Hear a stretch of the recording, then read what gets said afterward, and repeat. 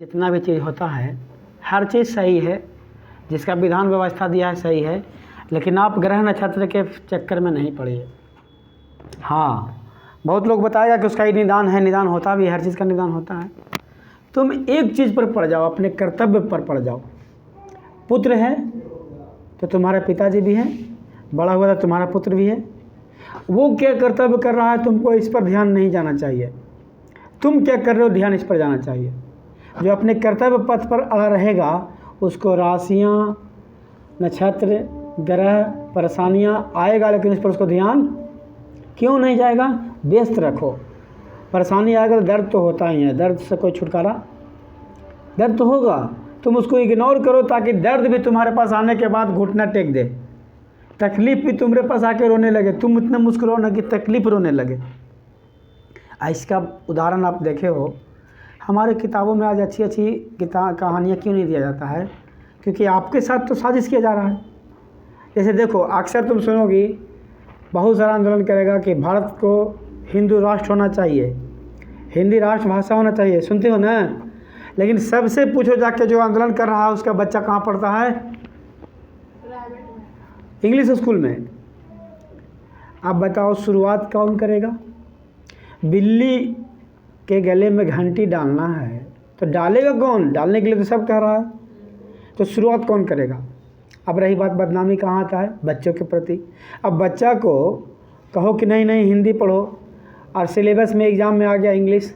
अब बताओ हिंदी जो पढ़ेगा 4, 5, 10% तो बेइज्जती होगा, जॉबलेस होगा, कहीं पर जाएगा तो काम नहीं मिलेगा।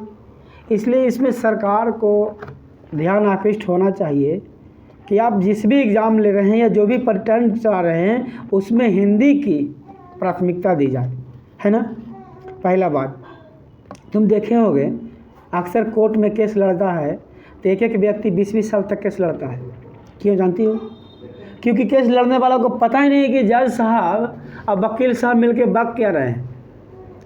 इंग्लिश में जहाँ बकेगा तो जो हिंदी जानने वाला वो समझेगा, कन्नड़ जानने वाला समझेगा, बंगाली जानने वाला समझेगा।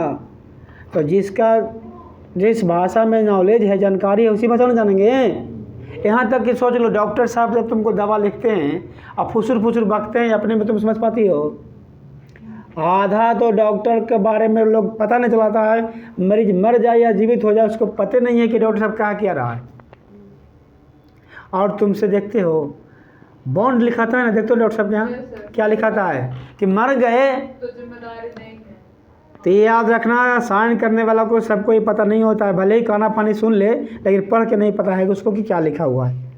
क्यों, आइए बताओ, ऐसा मुल्क हम कहीं नहीं देखे, ऐसा देश कहीं नहीं देखे कि आज़ादी के लिए मरा कटा लेकिन गुलामी में जी रहा है।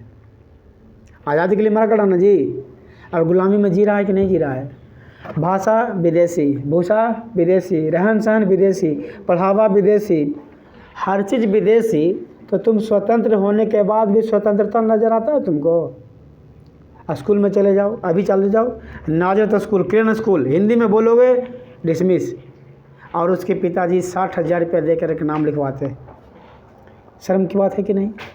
फिर 15 अगस्त को झंडा फहराते हो कि हम तो आज़ाद हैं। इतना गुलाम हो तुम कि हर दिन गुलामी नज़र आता है, फिर भी आज़ादी की बात करते हो। तो ठीक है, जो गुजर गया जो गुजर गया। तुम लोग के पास तो एक ज्ञान आ रहा है ना, तुम लोग जीना सीखो अपने ढंग से। याद रखना, प्रेमचंद अगर इंग्लिश में लिखे होते तो इतना बड़ा साहित्यकार, और शेक्सपियर अगर हिंदी में लिखा होता तो वो भी इतना बड़ा साहित्यकार अपनी भाषा में। सपने देखते हो, कभी इंग्लिश में बोलते हो सपना में, किसी से बात करते हो ऑटोमेटिक हिंदी आता है ना। जब हिंदी आता है, हिंदी आप समझ सकते हो, तो इंग्लिश में बोलने की क्या ज़रूरत है। इंग्लिश में तो वहाँ बोलो जहाँ हिंदी समझने वाला है ना बात। लेकिन हमारी बीमारी क्या है, खुद को बेहतर दिखाने के चक्कर में, मतलब हमारी मानसिक बीमारी है कि इंग्लिश बोलेंगे तभी बेहतर। याद रखिएगा, आज ही नहीं इतिहास गवाह है, जो स्टेट बोर्ड से पढ़ के लिखा है टॉप स्थान पर, ऊपर सर्वोच्च स्थान पर वही पहुंचा, आज भी उठा के देख लो, है ना।